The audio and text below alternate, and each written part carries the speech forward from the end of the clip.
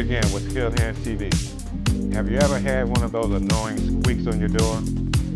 Whatever you do, do not call a handyman to come and fix it. I'll show you how to do it yourself within 30 seconds. I had a living room door that squeaked something horrible. It would wake everybody up in the house every time the door opened, until I found this quick trick. You want to use an oil such as this that I keep in my shop, but WD-40 or 3-in-1 will work just as well.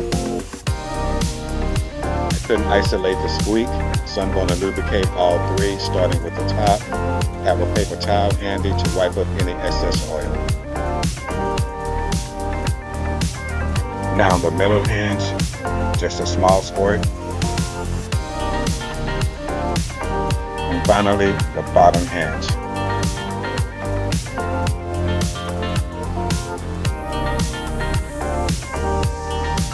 Now just work it back and forth a few times.